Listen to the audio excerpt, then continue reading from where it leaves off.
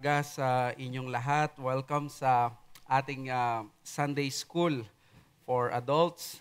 And we are thankful to the Lord for this opportunity to learn a new series to study this very important uh, topic or doctrine. At this will revolve around the Nicene Creed as our tribute as a church sa kanyang 1700 anniversary. That is 1,700 years ago ay nagawa itong creed na ito, and it has withstood the test of time, and it is only right na as a church we recognize the providence of God at ang kanyang na-instill na katotohanan dito sa creed na ito and all its represented theology at yung history na nakabalot dito. So we will study sa mga susunod na mga linggo ito munang issue sa Nicene Christianity, and we hope na maging ripe at appropriate time ito para sa atin na review and also matuto sa isa sa pinakamahalagang documents ng Christianity sa kasaysayan. For the first part, we will study the history of the Nicene Council or the Council of Nicaea, and I entitled our lesson simply the word Nicaea. I'd like to use yung mga popular one-word terminologies na ginamit around o nagre-revolve dito sa mga lessons na ito as our point of study. Sabi ni Paul sa 1 Timothy 1:3, "As I urge you when I was going to Macedonia, remain at Ephesus so that you may charge certain persons not to teach any different doctrine." So, si Apostle Paul, nung iniwan niya yung iglesia sa Ephesus kay Timothy, part ng pastoral letters or epistles, sinabi niya sa kanya, make sure mo na ang ituturo dyan sa iglesia ay yung katuruan na ipinasa ng Panginoong Yesus at ng mga apostol. So, therefore, there is that exclusive nature of reality, of truth, na kailangan ito lang ang ituturo, and therefore there are things that are to be rejected. At isa sa mahalagang emphasis dito ni Apostle Paul is that bantayan mo yung mga nagtuturo. You charge certain persons not to teach any different doctrine. Kaya bilang iglesia, marapat lamang na tayo ay sumunod doon sa utos ni Apostol Pablo. Alam nyo ba, ang book of yung mga pastoral epistles, tatlo ito, 1 Timothy, 2 Timothy, and Titus, these are the only letters in the New Testament na isinulat sa mga pastor na mga individual, kaya tinawag sila mga pastoral epistles, at ang laging concern nito ay yung mga sa pastoral ministry. In other words, ang isa sa pinaka-concerns ni Apostle Paul pagdating sa mga pastor dapat ay ang katuruan sa iglesia. Kaya nga meron tayong mga ordained ministers para sila nagbabantay na ituturo kung ano ang tinuturo ng Biblia dito sa pulpito at sa lahat ng kanyang ministeryo. At isa sa na-establish na napakahalagang katotohanan na pinag-usapan for many, many years and even hundreds of years or more than 1,000 years ay walang iba kundi ang issue sa pinaka-basic. Ang pinaka-basic is the nature of God. Who is God at ano yung kanyang nature? At ano yung kanyang gawa? So, who God is and what is His works.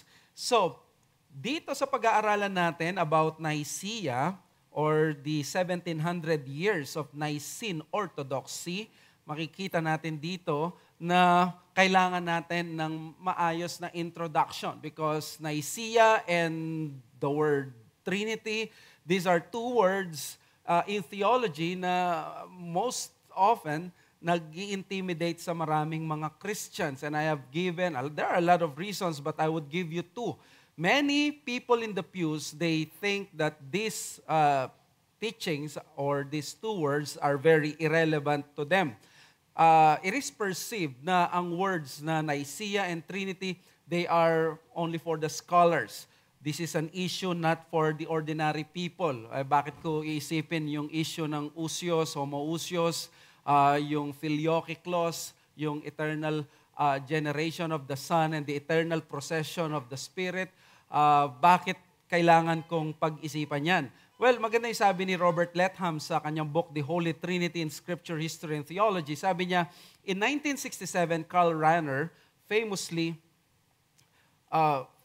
drew attention to the then widespread neglect of the Trinity, claiming that should the doctrine of the Trinity have to be dropped, di sumusunod. Ayan, sorry.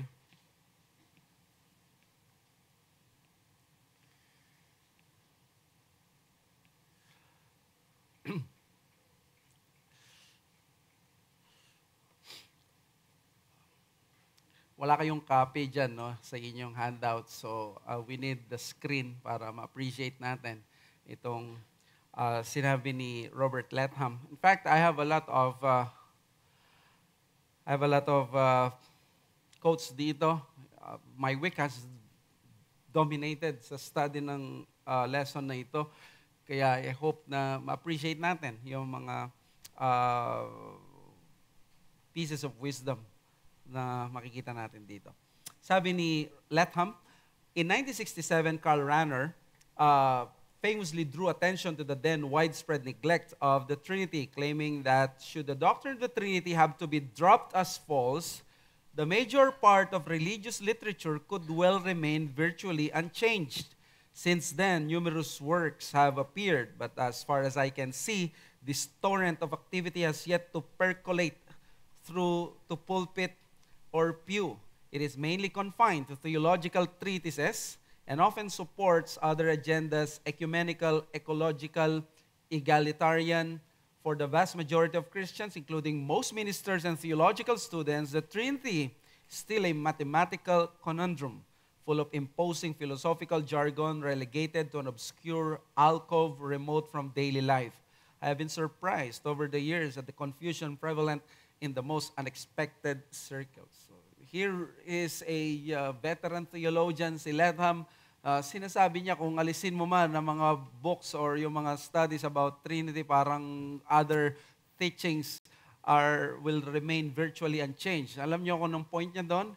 Maraming mga theologians, even though they write about the Trinity, they fail to incorporate it sa iba't ibang uri ng mga disciplines ng theology. Hindi siya masyadong na-apply even sa soteriology, sa ecclesiology, at maging sa eschatology. I have experienced this when I was not yet reformed.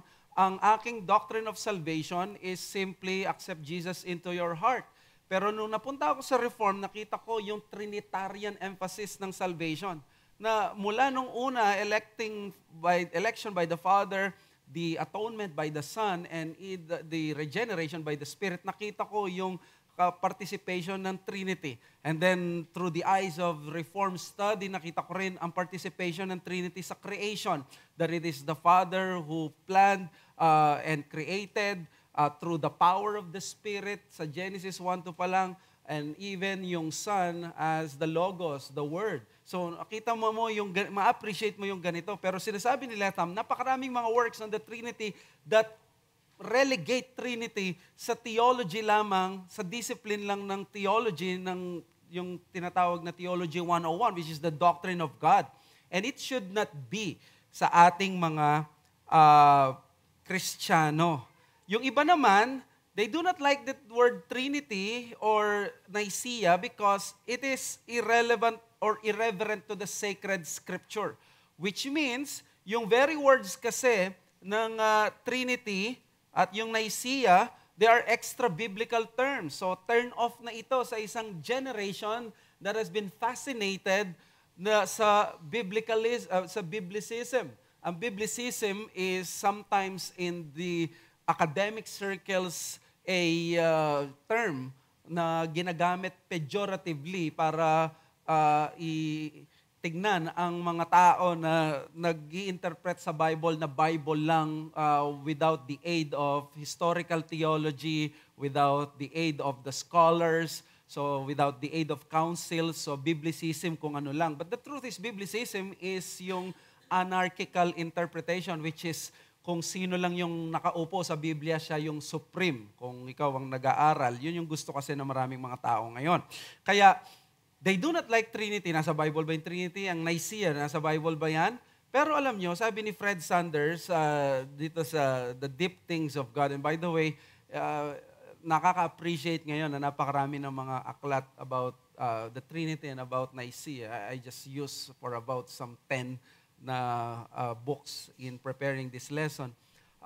The Deep Things of God, how the Trinity changes everything, sabi ni Fred Sanders, even though solid biblical and theological teaching on the subject is available, the doctrine of the Trinity continues to be treated as an awkward guest in the evangelical household. The very terminology of Trinitarianism sounds vaguely Roman Catholic to our ears. Isn't it Trinity, after all, a Latin word not found in the Bible, but devised sometime in the Dark Ages? And though it was assembled, so the story goes, by clever theologians rather than apostles, isn't it of dubious status as a specimen of logic? So, sinasabi dito ni Sanders, parang hindi natin masyadong bet yung words na yan dahil wala sila sa scripture. Pero alam nyo, ang word na Trinity, kaya ginamit yan, it is intended to be a theological handle. Ang ibig sabihin nito is, pag may teaching ang scripture at meron pang mga teaching sa scriptures, gusto mo itong i-collect na maintindihan mo na kailangan mo lang ng isang handle or basket. Di ba? Sa basket, marami kang mga pwedeng ilagay doon, pero one handle lang para pag kinuha mo yung basket, ito na yon. It comprises different teachings. So what would you call or what would be a good theological handle for the doctrine na isa lang ang Diyos, pero tatlo ang persona, ang Ama ay Diyos, ang Anak ay Diyos, ang Holy Spirit ay Diyos, yet they remain one God, not three gods, co-equal in substance but different in persons. What would be the one word that would be the theological basket sa mga maraming words na yon? And the word, of course, is Trinity. In other words, ang Trinity is a form of theological handle that wants to define yung isang doktrina na hindi ka mag-erode sa tinatawag na circular reasoning. Di ba parang sinabi mo, ang Trinity ay ang paniniwala ng Trinidad. Circular siya, di ba? So, pag sinabi ng Bible may isang Diyos, ang Anak ay Diyos, ang Ama ay Diyos, ang Holy Spirit ay Diyos, yet one God, gagamit ka ng isang word na kahit wala sa Bible, hindi ka mag-erode sa circular reasoning, gagamit ka ng mga ibang salita. That is the necessity of the word Trinity. It remains a Christian necessity because it is simply the attempt to understand the self-disclosure of God's very nature from the Scripture. Ito nga yung sabi ni Sinclair Ferguson, no? Kinote siya ni Robert Letham. Napakaganda nung sabi niya, I've often reflected on the rather obvious thought that when his disciples were about to have the world collapse in on them, our Lord spent so much time in the upper room speaking to them about the mystery of the Trinity. If anything could underline the necessity of Trinitarianism for practical Christianity, that must surely be it.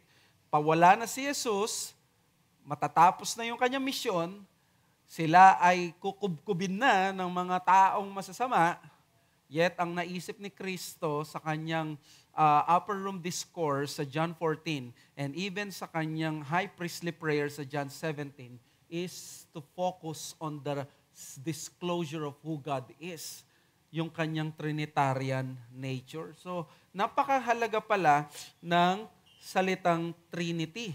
Kaya napaka-importante para sa atin na pag-aralan ito. In fact, tinawag na most important creed ang Nicene Creed. Of all the creeds that we use, the Apostles' Creed, the Athanasian Creed, the Chalcedonian Creed, the most important doon is the Nicene Creed. Why? Well, we know that the Apostles' Creed ang pinaka-familiar na creed ng mga Kristiyano ay yan because it is older than the Nicene Creed, Apostles' Creed, that was the confession of the apostles. Marami itong similarity. Makikita natin yung structure at yung both, they both employ language of Christian beliefs. Makikita natin dito, merong issue ng Diyos, may Father, Son, the Holy Spirit, and then meron din yung doctrine of salvation, the doctrine of forgiveness of sin, may baptism. So, marami yung mga ganyan. Pero may pagkakaiba ang Nicene Creed sa Apostles' Creed. The Nicene Creed was officially adopted by a council to serve as a summary and definition of Orthodox Christianity. For the first time, magagather ang pinakamaraming mga bishops to create or to write a confession patungkol sa nature ng Diyos at yung Godhead at yung relationship niya sa Logos. Therefore, before the Nicene Council, wala kang makikitang gathering of more than 300 bishops. This is the largest conference of the bishops nung pangpanahon na yon. Isang book na bago, na maganda ay The Nicene Creed ni Kevin DeYoung. Sabi niya, after the Bible, the Nicene Creed may be the most important Christian text ever written. Since the 4th century, the Nicene Creed has served as the most influential, most ecumenical, and arguably most widely used statement of faith in the history of the church. Alam nyo, ang Nicene Creed, kung siya ang pinaka-importanting creed, kung hindi mo pa ito tinuturo sa inyong mga anak, o kaya naman, hindi nyo ito nare-recite, it's about time na ma-indoctrinate ang ating mga anak dito sa Nicene Creed. It's just a great blessing sa church natin that since July, we have been incorporating the Nicene Creed sa ating worship services. At least in this church, once a month, you'll be able to read the Nicene Creed. Praise God. So settled the Nicene Creed that it garnered recognition both from the Roman Catholic Church, Eastern Orthodox or the Greek Orthodox, Oriental Orthodox, and all Protestant churches. Alam nyo, ang mga hindi lang makakapag-recite ng Nicene Creed ay yung mga kulto dito sa Pilipinas at maraming mga taong hindi nagpa-follow sa Reformation at sa Protestant history. So they do not recognize that these are what we call cults because they reject yung ecumenical councils na na-establish yung mga doctrines noon. They don't believe the Trinity. They don't believe on the deity of Christ. Kaya tinatawag natin silang cults. Hindi natin sila tinatawag na cults kasi nga hindi lang sila katulad ng mga Baptist. No, because they reject the teachings ng Nicene and the first 5 ecumenical councils, so yung tinatawag na first 500 years of Christianity. Now, there was this nice scene in the early church. What is the background to the Nicene Creed na makikita natin? Well, ang maganda dito na nangyari, there was this nice scene. After the apostles and their disciples died, the intellectual preoccupation of the church hindi nag-focus sa doctrine ng salvation. They focus on the relationship of the Logos and the Godhead. Alam nyo, maintindihan nyo ito eh. Kapag tiningnan mo ang Logos, makikita mo ang Logos, nagpapakilala siyang Diyos. Pero malinaw sa Old Testament and even sa New Testament, merong Godhead, merong God, Father, ang tawag sa Kanya, and this Father is God. So paano mo establish to na ito, tumanggap ito ng worship, ang anak, ang Godhead ay tumatanggap ng worship, pero malinaw sa buong Bible, Old and New Testament, that there's only one God. So, there is that philosophical conundrum, a problem, a dilemma. So, they have to solve it. In fact, in the 3rd century, which is from the 200s, si Tertullian, siya yung unang gumamit ng word na Trinitas. For the first time in history, dinescribe niya yung Diyos na Trinitas dahil nakita niya na isa lang ang Diyos pero nagpapakilalang Diyos ang Ama, ang Anak at Banal na Espiritu. So sa Old Testament kasi, sabi na, using the New Testament grid, hindi ganon kalinaw tulad ng New Testament ang Trinity sa Old Testament. Kasi makikita natin that there is only one God, monotheism sa Old Testament, yet hindi mo makikilala, hindi sila magkakasama na parang formula ng baptism, the name of the Father, of the Son, and of the Holy Spirit.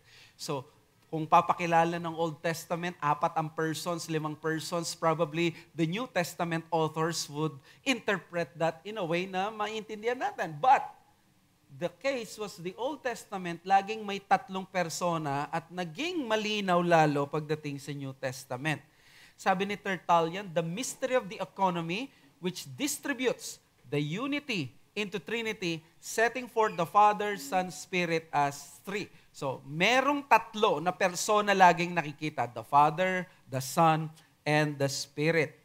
These men believed strongly in monotheism. There is only one God, walang ibang Diyos, but they also recognized that Jesus received worship and possessed attributes that were for God alone. Later on, marirealize nila at makikita lalo na ang Holy Spirit din ay may quality at essence ng pagka-Diyos. So, therefore, mas lalong mako-confess o mailalagay sa creeds nila, bagamat pinaniniwalaan na nila noon, katulad ni Tertullian, ng Holy Spirit, nandyan na siya.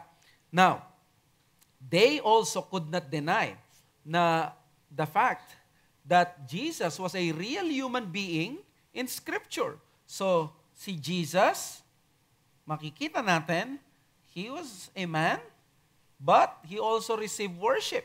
So, very clear then na he was presenting himself as God because he did not reject worship. While the apostles, nung nagpatira pa, di ba? So, lumuhod lang, yung mga tao sa kanila, tayo na nila, maging yung mga angels. But Jesus did not do that. So, how do you reconcile this?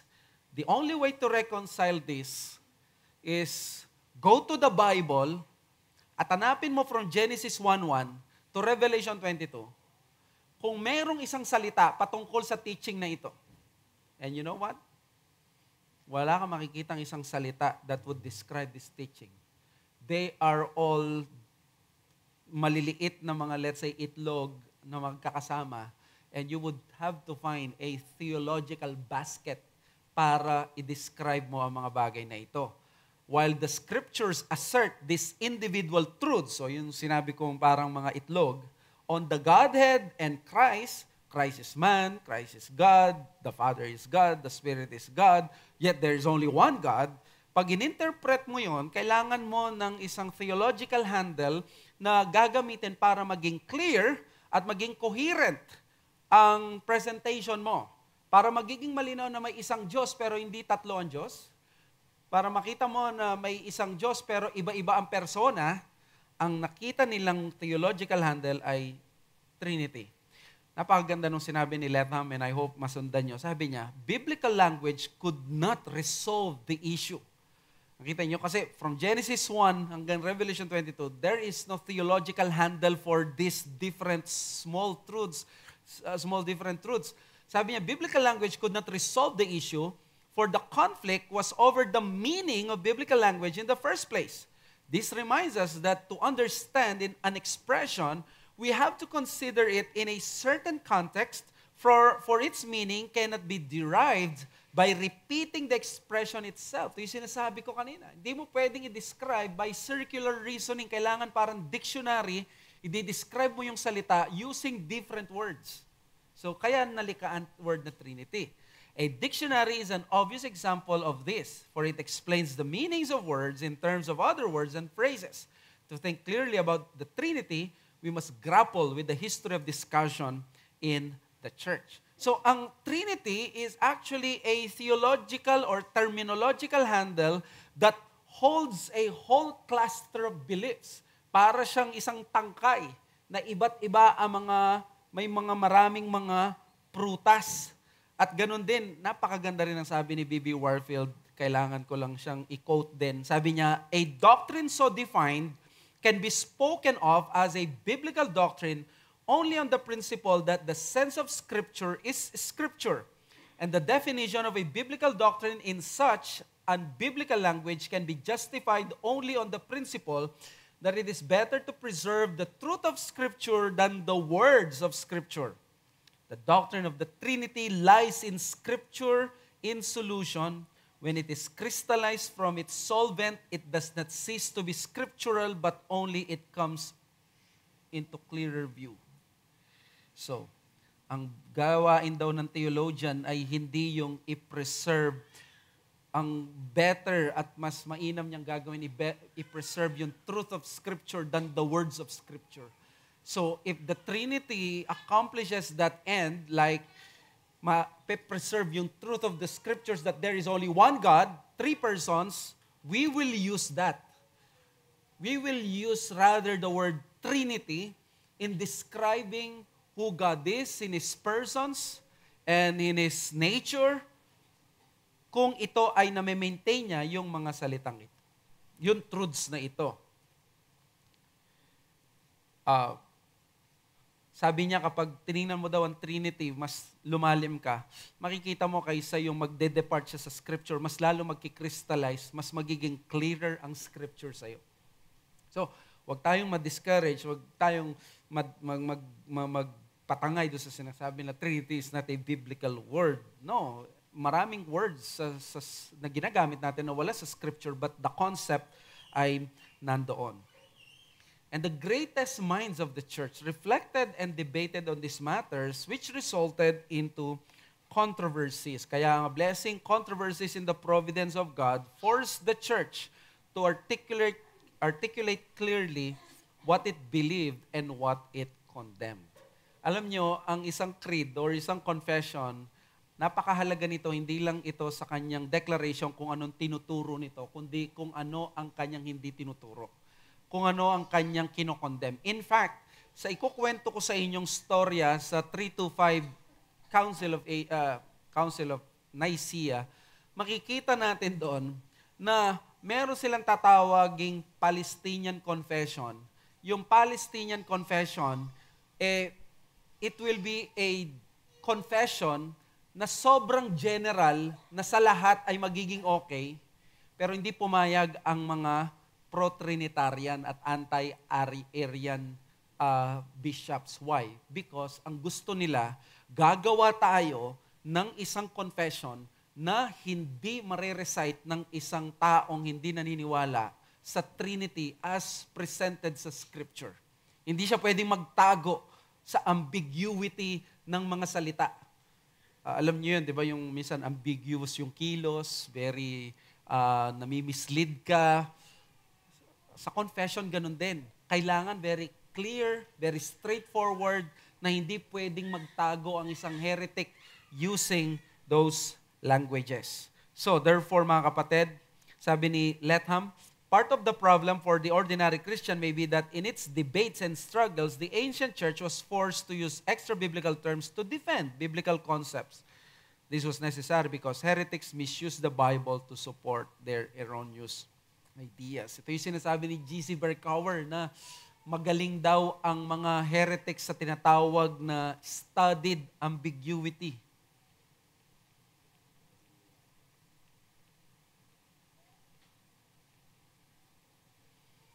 Hindi lang ang mga mangga, pati ang mga heretics. They have mastered the art of studied ambiguity. Diba? Look at the politicians. They have mastered this art. Talagang they would speak in a way na hindi sila mapapahamak, pero sobrang general, sobrang broad, na hindi mo sila ma-fault. Diba? That is the work of the heretics. The Trinity actually is a time-tested and effective separator between orthodoxy and heresy. So, why is Trinity so important? Because siniseparate na niya dito pa lang kung meron ka na maling pananaw pagdating sa Diyos. Alam mo, madali mo matatawag na kulto ang tao using the word Trinity.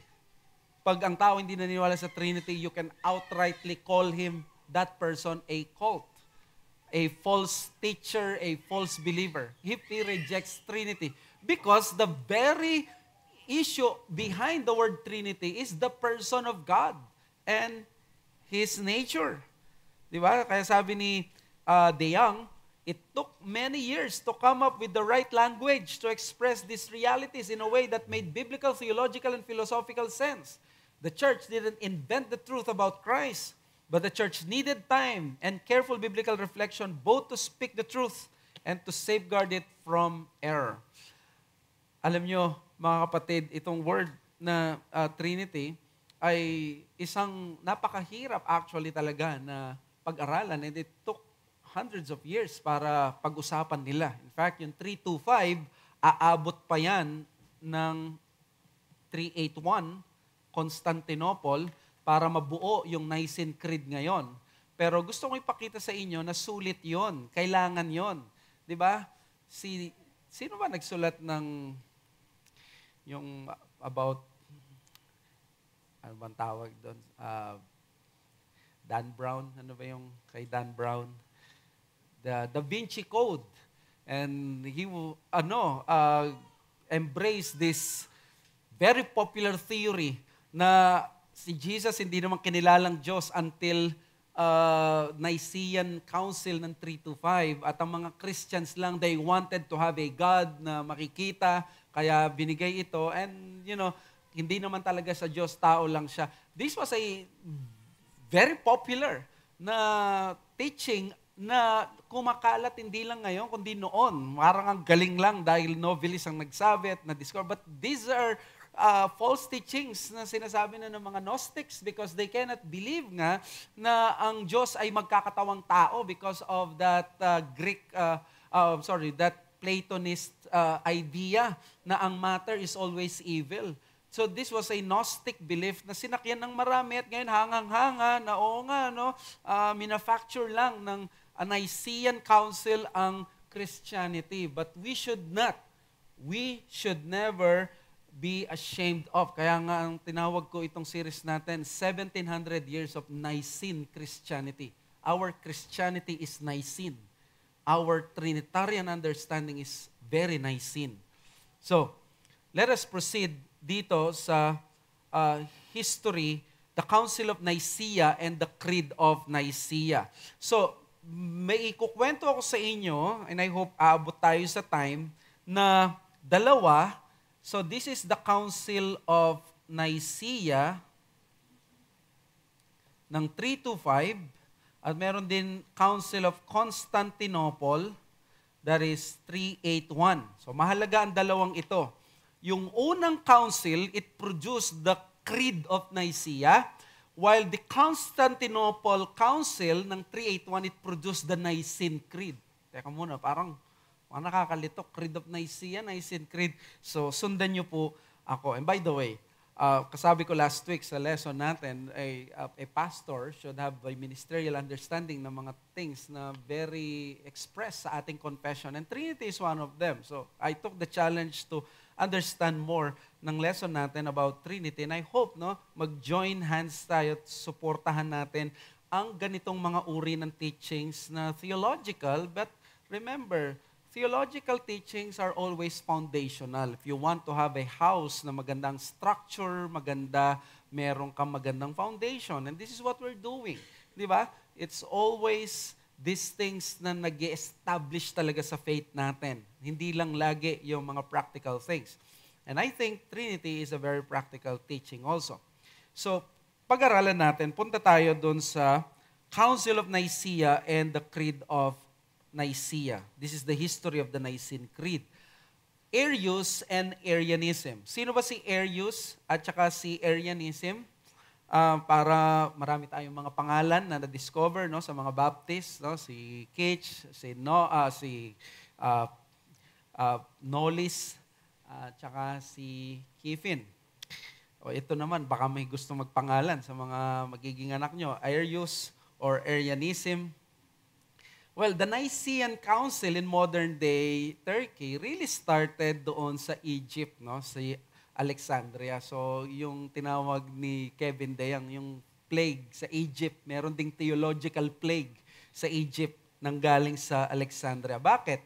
Noong 318 AD, that is 318 AD, a presbyter in Alexandria by the name of Arius, and an ascetic in lifestyle, made these theological criticisms on the Trinity public. So therefore, established na kahit paano yung Trinity. Why? Because there was this Council of Antioch in 28 something na si Paul of Samosata ay na-condemn na. Di ba si Paul of Samosata, tinuro niya na yung Trinity is, Jesus is a different mode of God, yung tinatawag na modalism. Mode is parang yung araw, yan ang Father, tapos yung ray of light, si Jesus, parang ganun daw, sa different mode. Yung mga nagdi-describe sa Trinity no, narinig nyo nung bata kayo, parang itlog na mayroong labas, tapos may egg, may white and yellow, tapos ito, mga modes to, modalism tawag dito. Ang ating present day modalist ngayon ay si Kibuloy. Mga different modes. So, established ang Trinity, pero noong 318, syempre, matagal-tagal na, itong si Arius ay, or si Arius sa Tagalog, na nag-public siya. Di ko alam kung paano niya ginawang public, probably gumawa siya ng website o kaya pinost niya. He was a well-educated man, by the way. Very impressive ang speech niya, which makes me think na he did this by preaching or teaching sa mga ibang tao sa labas. And he spent much time in Alexandria, and he was taught by Lucian, who was influenced by Paul of Samosata. Yung si Paul of Samosata, ito yung kilalang heretic noon na nagpauso ng modalism, that God is in different modes. So, ang God in a different modes ay Diyos pa rin sila, pero iba-ibang moda, iba-ibang form, ibang mode. So, hindi sila one in essence. Okay? Yung usios na very important. So, nagkaroon siya ng issue sa kanyang bishop, yung Alexandria bishop niya, si Alexander. Nung nag-preach siya ng Son daw is co-eternal with the Father. Okay? Now, do we believe this? Son is co-eternal with the Father? The answer is yes. So, this is very Trinitarian. Si Alexander of Alexandria. And guess what? Sino yung archdeacon niya? May mga archdeacon pala nun, no? Gusto niyo ba ng ganun? De, biro lang. May archdeacon siya, which is yung mga deacons nila nun. May isang deacon din siya na tagasunod. Ang pangalan niya si Athanasius. So, these men were very great in theology of the Trinity. Sabi ni, sino ba nagsabi? Louis Ayres, Nicaea and its legacy. Alexander taught that God was always Father and the Son was always Son, thus implying the eternal generation of the Son. As the Father's word and wisdom, the Son must always have been with the Father. At the same time, he thought that the Son is the exact image of the Father and thus able to reveal and represent Him. Lord willing, we'll be able to tackle itong mga iba't ibang words na ito. Baka Lord willing, ang susunod na lesson natin is the word title homoousios. The next one is the word procession or eternal generation, and then the filioque clause. Ito yung mga mahalagang terminologies na dapat maintindihan natin, hindi man natin ma-memorize ang exact meaning, but at least maintindihan natin anong ibig niya sabihin. Ang sinasabi lang niya dito, ang Son nag-e-exist na noon pa, hindi siya nagkaroon ng simula. Hindi siya ipinanganak. Kaya nga, doon yung word na He was the only begotten Son.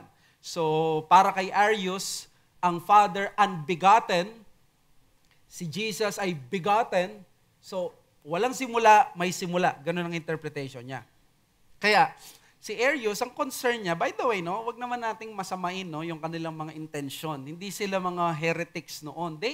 They were really desirous of the truth. Ang problema sa kanila, sobra siguro na-excite sa isang salita, sa isang teaching, at masyado silang pumunta, nag-move doon sa mga tao na condemn na ng mga councils, like si Paul of Samosata. I mean, kung ako si Arius, nakikinig ako kay Lucius, na estudyante ni Paul of Samosata. Paul of Samosata was considered a heretic. Could you imagine ngayon, nakikinig ka dito na idol niya si Eli Soriano? What would be your theology ng Trinity? So, they were actually good Christians, that they were good professors of the belief of Christianity. They believed yung monotheism. Ang pinoprotekta ni Arius ay yung monotheism. There is only one God. Pag sinabi mo yung anak, Diyos din. Hindi na siya one God. So, may maganda siyang intensyon. In his claim, Christ may be more than man, but he was less than God. Actually, pag nakita mo siyang mag-preach, maengganyo ka at makukuha ka niya kasi sasabihin niya sa iyo, Jesus is different than you. He is more than you. He is greater than man. He is like God, but he is not exactly like God. He is lower than God. Kaya nga, ang ginamit niyang word ay yung homoi, usios. Kita niyo yung I dito? That's the word homoi, usios. Ang ginamit ng Nicene Council ay yung word na homo, usios. Ang difference lang ay yung iota, letter I. Ano yung ibig sabihin nun? Well, ang ibig lang sabihin ng homoi is like. Similar. Ang homo is same. So, parang same substance with God, with the Father, pero yung isa is similar with God. Hindi siya exactly God, na katulad ng Father. He may be God, but not like the glories of the Father. So, meron difference sila. At ang difference niya ay doon sa substance, hindi sa person. Ano nga ba yung Trinitarian theology natin? Ano yung difference ng Father at Son? Di ba sa persons? The Father is not the Son is not the Spirit is not the Father. Pero the Father is God, the Son is God, the Holy Spirit is God because they are one in essence. Homoousios, one substance. Okay, sabi ni De Young, as best as we can tell, he was sincere in his convictions. He was also concerned that Christians should follow the example of Christ in their daily lives. The issue in Arius' mind was not how a man could be God, but how God could become a man. Arius wanted to protect monotheism and the unity of God. He saw himself as defending the majesty and the sovereignty of God the Father. If Jesus was God like the Father, he reasoned, and if Jesus suffered, died, and endured limitations, then aren't we saying God is weak, God can suffer, God can die, and God can be changed? That hardly seems like God, Arius thought. So, naintindihan natin ngayon, saan siya nanggagaling? He wanted to protect monotheism. Hindi pwedeng Diyos, sige, payag ako, Diyos si Jesus. Pero hindi siya katulad ng Diyos ng pagka-Diyos ng Ama. Because si Jesus nagutom, nahirapan, may limitation. Sasabihin mo ba na Diyos yung ganyan? Hindi po pwede yan. So, reasoning ng sino? Ng mga iglesia ni Kristo. Di ba? That's the same thing that we hear sa mga modern Arian ngayon. So, ang nangyari sa kanya ay ito, na-excommunicate siya noong AD 321. Okay? So, madali nating ma-conceptualize, no? 318, like 2018. So, 321, like 2021, na-excommunicate siya ng kanyang bishop, si Alexander, yung inatake niya, noong 321. So, makikita nyo na ngayon bakit merong Council of Nicaea. Kasi gagawa ng problema itong si Arius dahil hindi siya papayag na I will not go down easily. Mag-i-influence ako patungkol dito sa turo ko na ito. So Arius heresy is not a total denunciation of biblical truth, but a denial of one in an attempt to protect the other one. So he was protecting monotheism.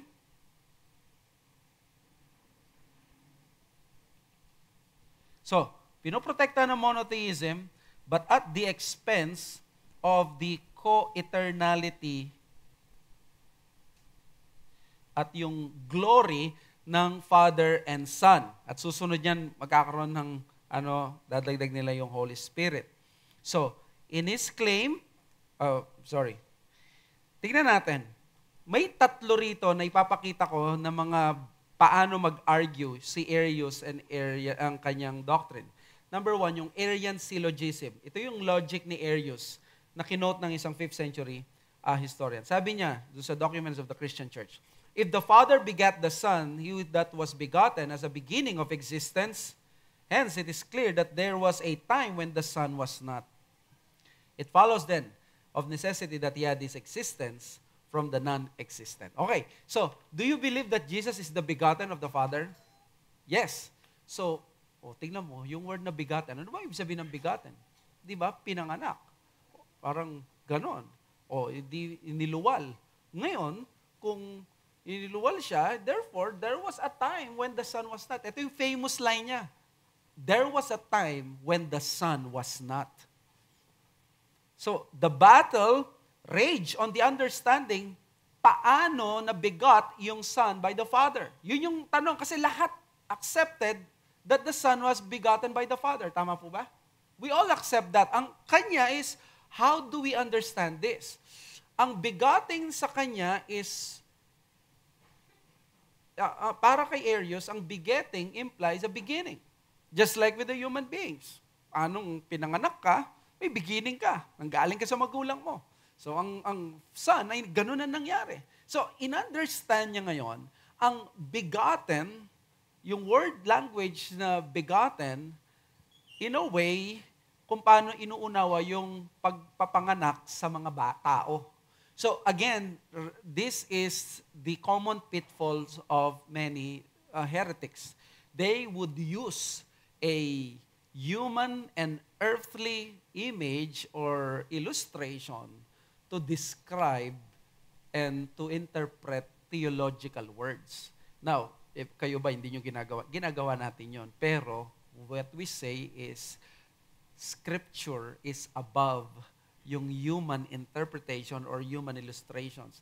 There are times na hindi pwede na ma-describe basta-basta ang mga theological matters because we believe sa catechism at family worship namin sa sa commandment number 2 na thou shalt not make any graven image. The teaching that I tell my children is wala kasing nag-e-exist na nabubuhay sa universe na ito na pwedeng i-describe, i-depict ang Diyos. Wala siyang kamuka.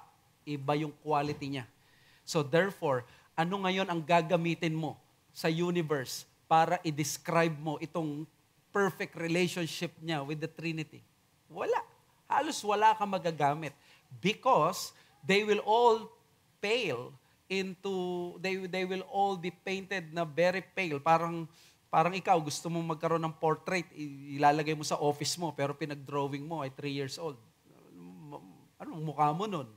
Mukha kang siguro, kung mangyayari, hindi magiging kaaya-aya yung mukha natin. Di ba? So, ganito yung sitwasyon ni Arius. Hininterpret niya ngayon yung begottenness ni Jesus, ng Son, as someone na ipinapanganak. Kaya ang famous line niya is, there was a time that he was not. Now, paano in-interpret ito na scripture? Ang begotten, according sa Acts chapter 2 and Acts 13, when Peter and Paul were preaching, sinabi niya that Jesus, or sa Psalm 2, you are my begotten son, at ang na-fulfill yon, sabi ni Paul, ay nung si Christ ay nag-resurrect. So ang begotten na yon, na yung authority niya, is actually, it's not begetting ng physical na ganito, but actually, yung begotten is something na nakita sa resurrection. It's not in the incarnation, but in the resurrection. So, hindi ito ibig sabihin yung human nature or human activity ng pagpapaanak. So, the second one is the letter of Arius to Eusebius, Bishop of Nicomedia. Maraming mga salitang words, no? Mga pangalan, Eusebius, the historian, Eusebius of Caesarea. Magkakapareho sila mga pangalan nun kung paano ngayon. Ang daming John, di ba? John Owen, John Calvin. So, Arius rejected the idea that the Son coexisted with the Father because the Son was not unbegotten. He rejected yung word na God always and the Son always. So, ayaw niya yung word na ang Son, nandyan na siya palagi or even noon. So, sabi ni Arius kay Eusebius, before the Son was begotten or created or appointed or established, He did not exist, for He was not unbegotten. Alam niyo, meron siyang poem, no? Ipakita ko mamaya. Ang poem niya, tawag niya sa Diyos is, The Unbegotten God. Diba? Kaya, sabi ni Michael Reeves, nung pinakinggan ko yung kanyang lecture, napakaganda ng emphasis niya. Sabi niya, bakit mahalaga yung Trinity? Because the Trinitarian concept is a revelation of a personal God with real, actual relationships. Na kapag tayo nanalangin, we can call our God Abba Father. We don't call Him the unbegotten one. We cannot call Him the ungenerate one. Tatawag ka sa Diyos, the ungenerate one. Para tayong mga pagans, di ba? May personality yung Diyos natin. He even claimed that He and His followers were persecuted because of this. Now, pangatlo, yung poem ni Arius. The only theological work na we know from Arius was his poem. The unbegotten made the Son a beginning of things originated. Okay, so may simula talaga. Yun yung kanyang sinabi. Kaya sabi niya, eto pa, ang mahalaga doon sa poem niya, hindi ko na na-copy ng buo.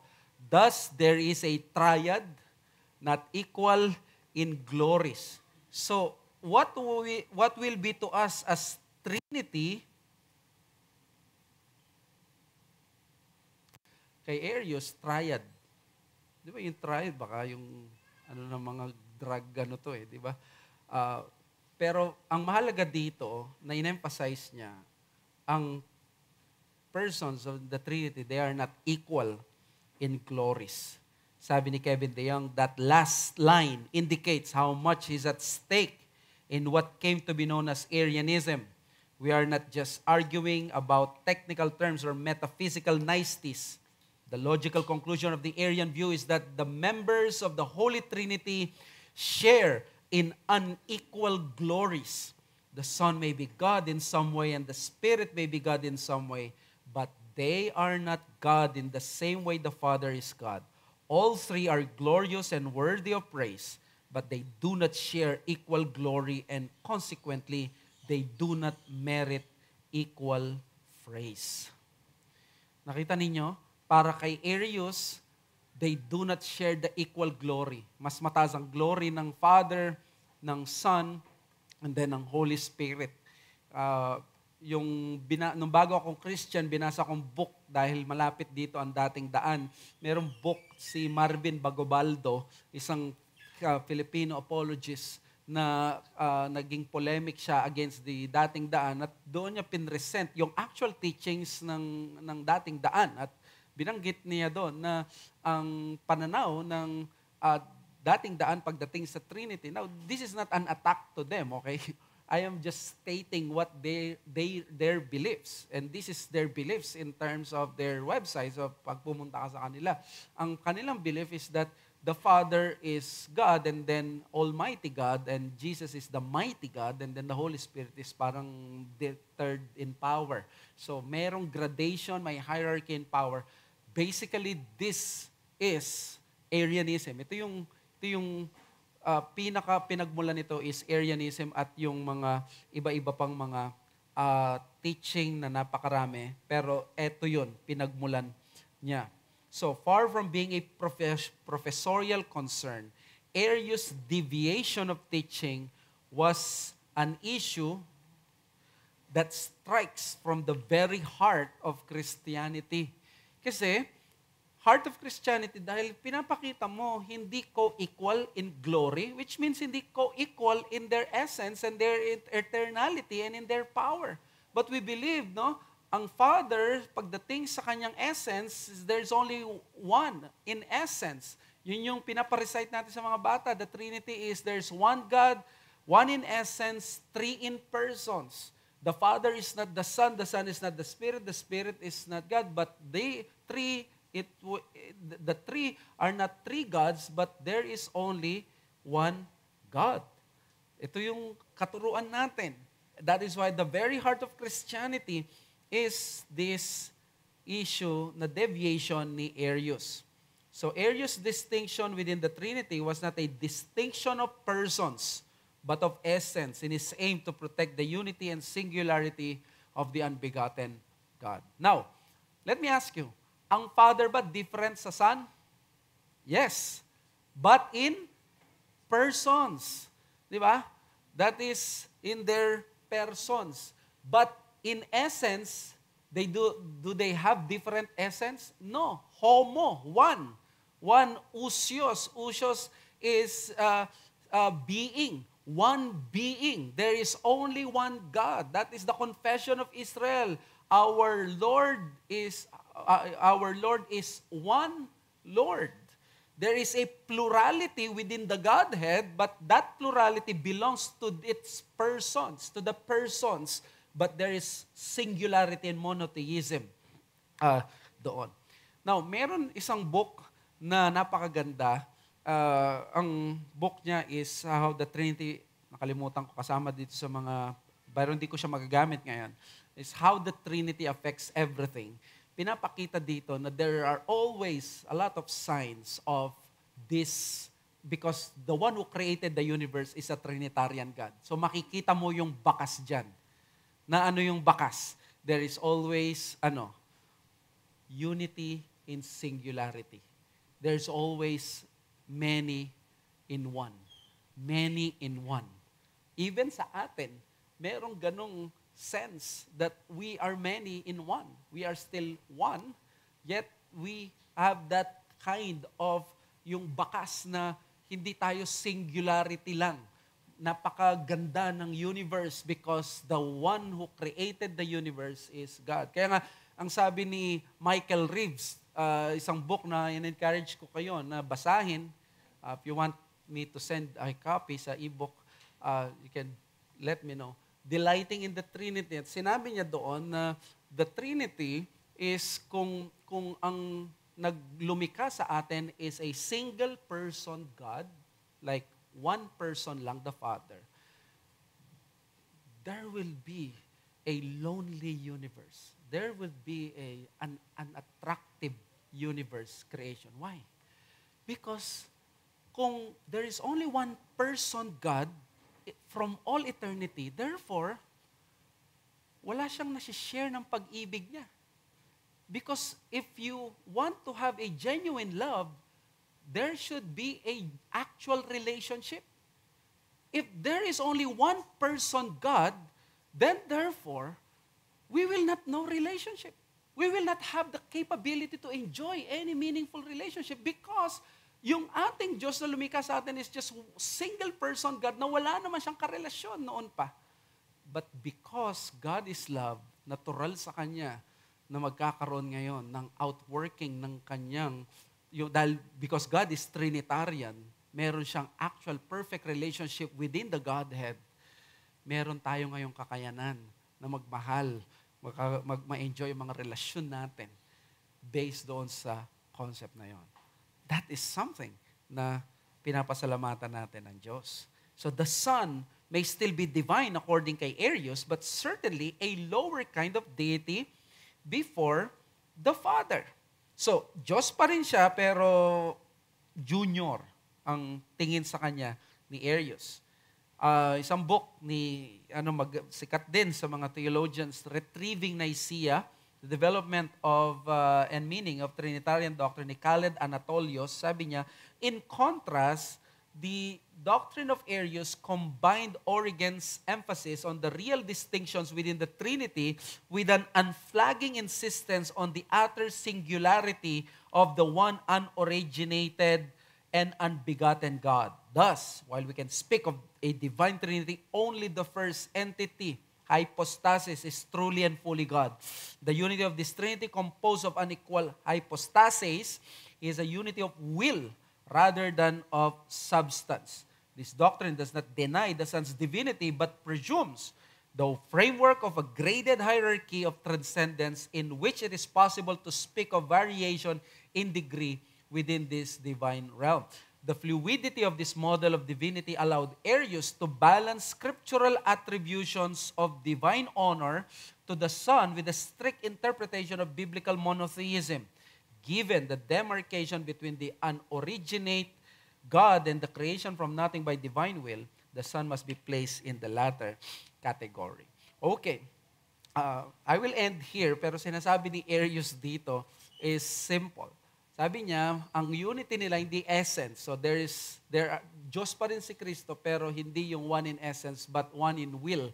So therefore, magkaiba talaga sila. Magkaiba ng essence. At kapag nagkaiba ng essence, we know, pag iba ang essence, we are not teaching one God. There are three gods. That's not Trinity.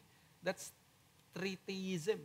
There are three gods. because we believe in one usios, one essence, one being. There is only one being, there's only one God. Okay? So let us pray. Father, we thank you sa aming natutunan. These truths, kahit di pa kami umabot sa practical application, Panginoon, we believe they are very powerful and they are able to not only mesmerize our view of you, but it can change even our hearts, our affections, because nakikita namin ang katotohanan ito. Maraming salamat, Panginoon. Gabayan niyo kami sa pagsamba namin ngayon sa inyo. In Jesus' name we pray. Amen.